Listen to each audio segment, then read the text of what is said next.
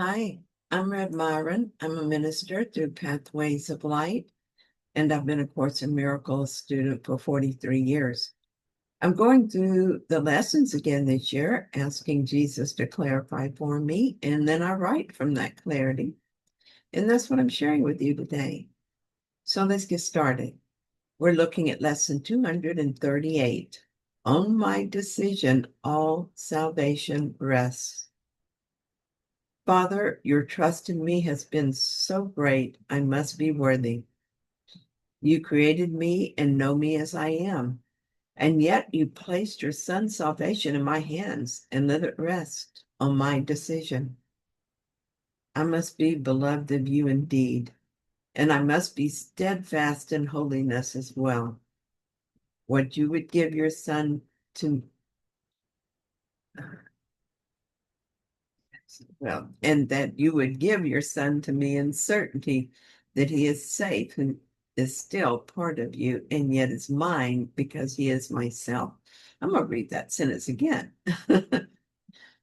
So I must be beloved of you indeed, and I must be steadfast in holiness as well, that you would give your son to me in certainty he is safe, who still is part of you and yet is mine because he is myself.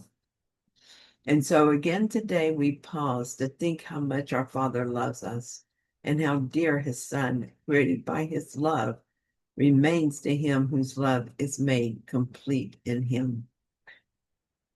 To be honest, this lesson did not grab me the way some do, so I talked to Jesus about it.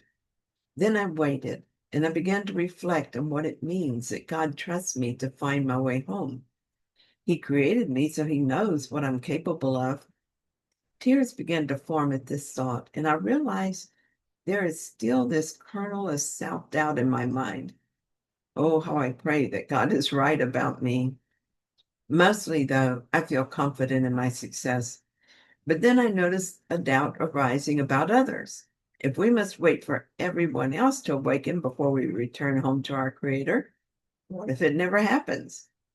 And Jesus reminded me that there are no others, that we are each the same Son of God, simply experiencing life in billions of ways.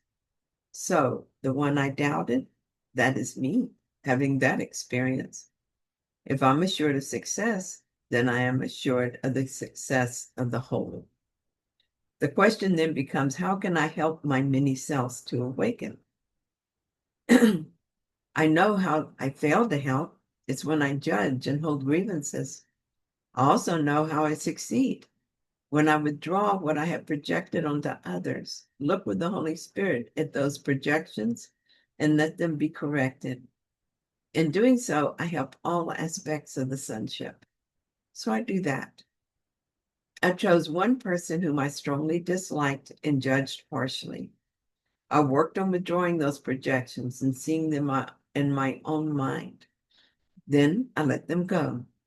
It was slow going at first. I would defend my judgments, then defend my right to judge. I would count the ways I was right in order to justify my hatred. But I knew I was wrong in all that, and so I kept practicing forgiveness for this person. One day, the miracle occurred. I no longer judged him. In the place of judgment, there was love. I was shocked at first, but nothing diminished the love I felt. He continued to be himself, doing what he always did. I was still aware of his unkind acts and harsh words, but it changed nothing.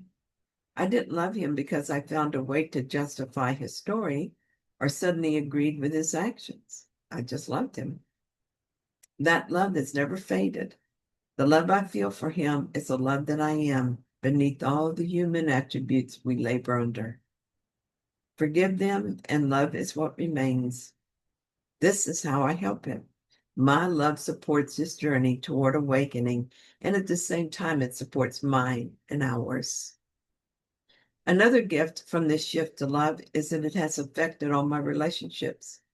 I didn't have anyone else in my life I was so negatively triggered by, but the love I felt for him became the love I began to feel for others. Is as close as I can come to putting the experience into words. People I once liked have now become precious to me. The desire to judge anyone is slowly fading away. Jesus often uses light and darkness as metaphors for the healing of our minds. Ego thoughts are seen to darken the mind, and healing is the light that banishes the darkness. When I decided to love instead of hate, my mind became lighter, and that light continues to grow brighter. Since I do not have a mind separate from yours, there is now more light in your mind as well, in all aspects of the mind we share. This is how we help each other awaken. My gratitude to each of us for doing the best we can is immense. And I must be steadfast in holiness as well, that you would give your Son to me in certainty that he is safe, who still is part of you and yet is mine, because he is myself. God gave me his Son to keep safe within my mind. What hubris it was that I thought to judge him who is part of God. How foolish to judge him who is myself. It is my joy to remain steadfast in holiness, and in every moment I choose judgment or love, fear or holiness. Each choice strengthens the light we all share. My decision truly matters, for in it rests not just my salvation, but the remembrance of God for us all. Thank you so much for joining me in this reading. I hope that you found it helpful. If you did, then please like it. And if you haven't yet, please subscribe. And I'll be back soon with another reading. See you then.